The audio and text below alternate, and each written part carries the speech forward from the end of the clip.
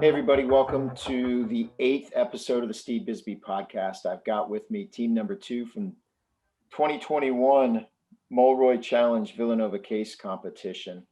They're known as Tanglewood Property Group. Hey, guys, how are you today? Good. Good. How are you, Steve? Great. We've got Chris Lowndes, the senior team captain, the only senior on the team, juniors Tom Bennett and Colin Morrison. We expect Alicia to join us as well. And then we've got sophomore, our only sophomore on the team this year, Nate Edom, joining us. Nate's in an airport. This is a day or two after the competition. But Chris, let me turn it over to you. Why don't you tell us a little bit about the preliminary round on Friday and how it went? Yeah, so I thought we did a great job with our presentation. Our slides were pretty much on par with the Final Four team slides. The one issue we ran into, probably the biggest negative, is that we ran over the allotted time. So we weren't fully prepared to present at 11 o'clock. So we were already down 2 minutes out of the 20 minutes. So we only had 18 minutes to squeeze in our whole presentation, which was unfortunate because we didn't get to wrap up our sensitivity analysis or wrap up the conclusion. But besides that, overall we had great market info, great presentation, great speakers. I think we handled the Q&A pretty well. I just wish we were able to have our slides be accurate, and I wish we were able to fully present our slideshow. Yeah, for everybody tuning in later and watching this, this is the third year in a row we've submitted 2 teams in the competition. There were 30 total teams that participated this year. And for 3 years in a row, both of the Penn State teams advanced to the Sweet 16. So what Chris is describing is the morning round in the semifinals on Friday, in which they're going against 3 other teams in their own little room with their own little judges. Chris, what team actually made it? What school were they from? And where did they end up in the finals? So UNC made it over us, and they placed 4th in the finals. They were the 4th ranked team. And you and Thomas each watched all 4 finals, right? Are you? Yeah, I'll just say for him. Okay, good. That can give us some metrics and benchmarks as we start to compare. But I know Nate's in an airport. So Nate was your first speaker, is that right? Correct. Yeah, so that's always hard. Do you guys know what happened? Or Nate, if you can join in. Was it a Zoom problem, an internet connectivity problem, a roommate problem? We really want to learn from this, because if we have to do next year. So one thing that we had to do was while I was presenting, I wasn't able to take myself off mute without leaving the presentation. So as such, I had to run up to a different room. That happened about 5 minutes before showtime. And then while I was up there, as soon as I was done with my slides, I lost connection for about maybe 25, 30 seconds. So that was a little scary. But we found a way to get through it. Who was doing the screen share? I was. Oh, man. Okay, so lesson number 1, takeaway number 1 for all Penn State students watching this in the future is you're going to have contingencies that arise and challenges that arise on Zoom. And fortunately, this has not happened to us before. But now that it has, we want to learn from it and grow from it. So to the rest of you, how did you stay in contact? Were you texting? How did you know there was a problem? We didn't, honestly. Nate had to switch rooms last second. He went up to we were in the business building on the 2nd floor. He ran up to the 3rd floor. And the reason he lost connection for those 25, 30 seconds was because he was in an untested room. We didn't know how the Wi-Fi was going to be. That was one of just those last minute things. When Colin was after Nate, and we all kind of sat there for a second looking at each other, like, what's happening with Nate? Why isn't he switching the slides? And then luckily he came back in and switched the slides, but we lost a good amount of time. So yeah, I think there was a good 20 seconds where right. I was finished on that one part of the slide, and then I was waiting for Nate to switch the slide, and I think he lost connection for a while, but I don't know, we were able to smooth it over, and he ended up getting connection again. And so that probably added to the part where we didn't finish in time. And I think that was a big part of it as well. Yeah, Man, that's crazy. Now having watched the finals and having been a judge myself, here's what I'd recommend to the viewers watching, and that is, if you're Colin and you have no idea what's going on, that is the perfect time to ask the judges if they have any questions, because what really sucks in these competitions is all judges are being fed out of a fire hose with information. They're all very smart, sophisticated people, and they want a deep breath too, but they don't get a deep breath because every team has this regimented 1, 2, 3, 4. What are your questions? And so if contingencies like this come up in the future, I think the best thing that you can try to do, not knowing where Nate is or what's going on, is simply pause and ask the judges if they have any questions and acknowledge the fact that there may be an audio visual or a connectivity problem. But that sucks. Do you guys think that this had something to do with you advancing or not advancing? I definitely do. I mean, they had it written in their notes that we received later on. So Yeah, I think so. How'd you guys handle the image of the IRR that wasn't really the IRR? I guess I can say, so Nate definitely addressed it up front. And then otherwise throughout the presentation, if you weren't financials, they just said what the real IRR was. And then I was in charge of financials. So I went further into detail about what the problem actually was.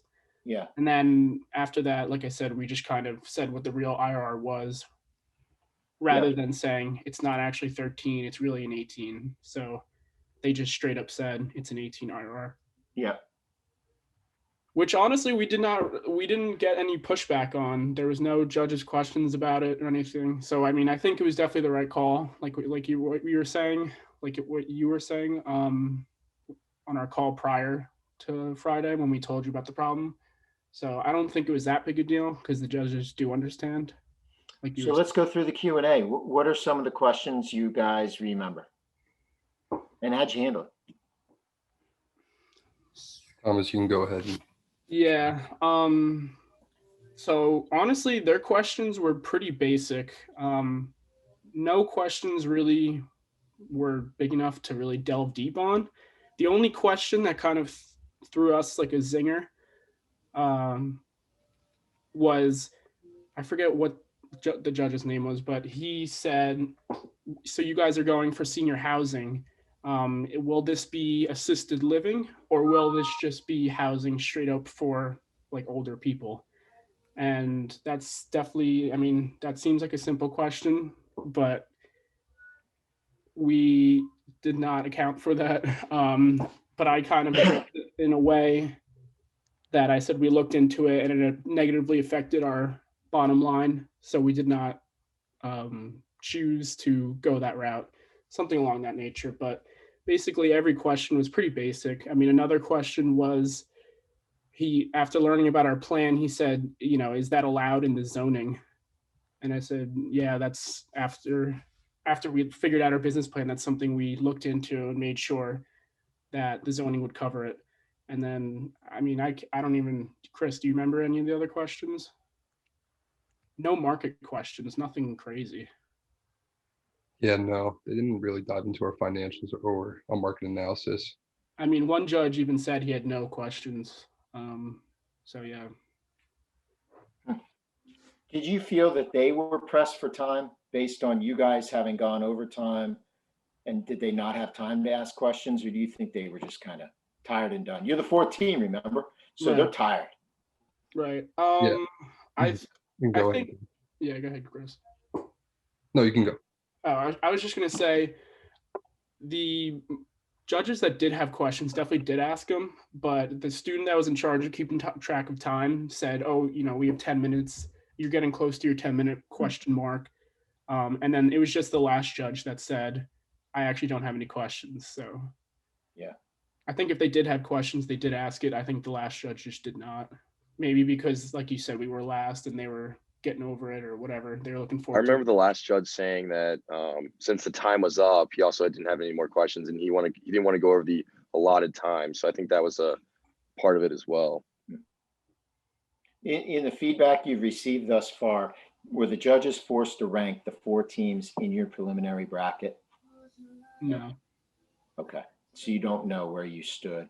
It's possible they had already had in mind or had earmarked North Carolina before you guys, and it's certainly possible that they just wanted to move on to lunch and wait for the 1 o'clock session. So for those of you watching not familiar, we were the 4th team. Team 2 was the 4th team in the morning round. So they presented at 11. They would have been done by 11:45. And then the judges deliberate and pick the one winner. Okay, so let's talk about the final round. That's your first and only opportunity to rank yourselves against the others. And of course, Penn State had its team number 1 in the finals. That was exciting. They ended up 3rd place. But Chris, when we started the call, you had a few comments about Summit. Just walk me through some of those headliner comments, takeaways. Yeah, so Summit's the rendering was above and beyond. I think the expectations that the judges were, expecting. They had like the rendering go through the building into rooms, had people walking.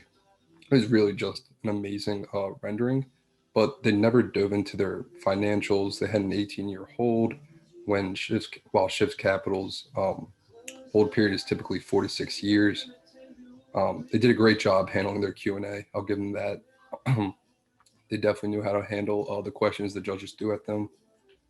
But overall, I think our team, Penn State Team 1, did a great job with their presentation, showing their pro forma, staying on par with the whole period of 4 to 6 years.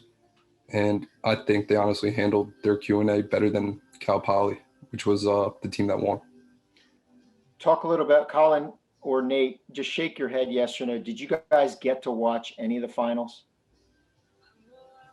Yeah, so I saw the saw first some. 2. Yeah, I saw Cal Poly, and then the next one right after. But I didn't see the Okay, good. last What were 2. your impressions? Yeah, What were so your impressions of Cal Poly? Yeah, so to me, the rendering is what stood out, and I think that's something that kind of wins a case. Is what coming into this and seeing our presentation, seeing also Team 1's, and then seeing a rendering like that. I think that's something that just stands out to both the judges and also everyone else who's viewing. To me, I think that's what stands out, and that's how you win a case. You're on mute now. Nate, were you going to say something? Nate Edom? No, pretty much what Colin said there is right on par with what I would have Okay, said. Thomas and Chris, tell me a little bit about the speaking style and the theatrics of Cal Poly. Yeah. So I I made the joke to Chris afterward that Team 1 was worried about being on Broadway. They kind of jumped around. They jumped around between team members. They made kind of a show out of it rather than going through and digging deep into the numbers. And I mean, I'm not sure how you feel about that, Steve, but maybe that's something the judges are looking for. But personally, Well, I think yeah, for the sake of entertainment, they pushed some of the numbers away. Yeah, I agree. You'll see the other podcast from team number 1 that I did with our team number 1. And I called it a game show. I called it a used car lot. It just felt like they were a little too slick. Congratulations to them for winning. I think that's awesome and remarkable. However, I believe that when our team began presenting, everybody in the audience was just ready for a little level of sobriety, and they got it from the Penn State team. An 18-year hold period. At one point during our team's Q&A, we got cornered about why our holding period was so brief. Go figure. Yeah, I think your assessment is right on. It was a little too entertainment value. We will certainly encourage great public speaking. That's why we got Colin on this team. But we will not encourage, a game show. And I think they have 1 or 2 players on their team at Cal Poly that are really, really strong speakers. And I think, that they're probably seniors and that'll probably burn off. In other words, it's more of a personal thing as opposed to a preparation thing from that school's perspective. But they won 2 years in a row. Good for them. Let's talk about any other closing thoughts that you guys have on what you learned from this experience and what you want to do differently next year. And for everybody here who's not Chris, who's the only senior, I hope you take the course again next year and stick with this. So let's go around the horn. Nate, let's start with you. Lessons learned, and what do you want to do differently next year? Yeah, so I mean, there's a couple big takeaways. One that I think most of the team will probably agree with was there was a lot of little kind of ticky-tacky things right at the end that we were struggling with, like with me running around trying to find an empty conference room 5 minutes before we're supposed to present. Certainly something that we should have realized sooner, and definitely won't make that mistake again. I mean, it's a lot of little stuff like that. Yeah, I've not seen your slides yet, but I look forward to going through your slides. I mentioned to Chris, I really want you guys to recreate your entire presentation in its entirety so we have it for the War Room Library and can look back on it. Thomas, you're next. What did you take away from this, and how do you want to approach the next one? I think, I mean, being like lead financial person along with Chris, I mean, both of us tackled it together. I think, you know, I learned a lot from this case, something that you don't really get from some of the other roles.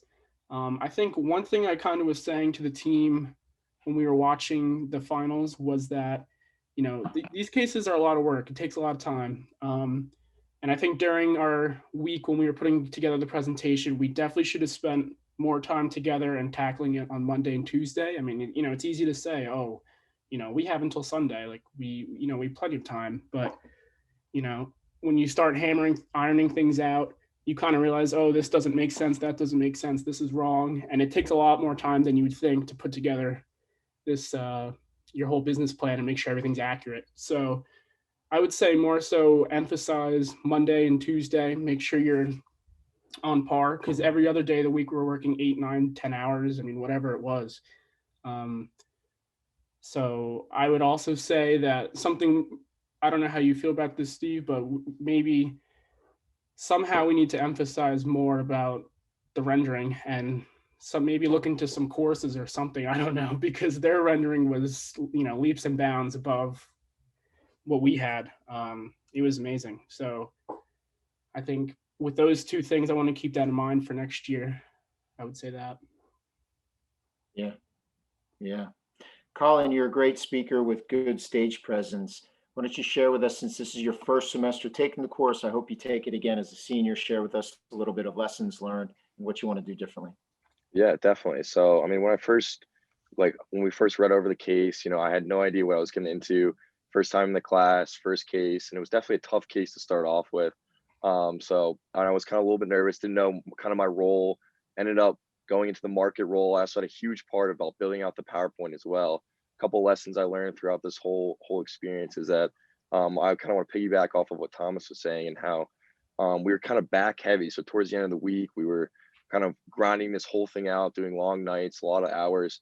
And I remember on Sunday too, like it came down to the last minute and we were throwing stuff on our slides, and we didn't get to do a whole like run through together and sit down. Like it was it was like a buzzer beater. Like we were all throwing stuff on last 20 minutes. So it definitely was stressful. And I think the next year, I think we're going to be a lot more proactive and kind of use Monday and Tuesday and hammer out our development plan and whatnot. But overall, it was a great experience. And I think if we got another case with this team, I think we do twice as better now that we all have more experience. We know what we're doing, especially me knowing what I'm doing as well now. So I'm excited for next year as well. I think we can improve on what we did this year. Yeah. Chris Lowndes, we'll let you finish it as senior, leaving your legacy on the program, helping these underclassmen get ready as you get ready for the real world. Yeah. Closing thoughts. You know, right when you guys get that case, whatever day it is, definitely find a time to meet together. You know, don't waste any time lollygagging or, you know, thinking, oh, we have all the time in the world to do this. That's something that I feel like we kind of did, which kind of backfired. You know, make sure you really understand your position, your role. Like, for example, if you're the market guy, really dive deep into that. If you're the finance guy, really make sure that you understand the financials. If you need help, don't be afraid to ask another teammate, like, hey, can you double check this? If you're the sensitivity analysis person, don't be afraid to like step up and help the finance guy. Overall, yeah, just stay on top of the case. Don't waste any time. I think that's something we took for granted, was time. And I feel like we could have potentially won, or could have potentially placed top 3 if we were double checking all of our work, and we had the time to go over our slideshow and make sure that everything was correct. Yeah. Well, I'm really proud of you guys for making the sacrifice to do the competition and fighting. What's crazy is you had different judges in your round than the other teams had in their round. Some of the other teams has finance judges. Maybe you guys have judges who are more focused on architectural or engineering things. It's a real crapshoot, just like life is. But I'm proud of you. I think Penn State is proud of you.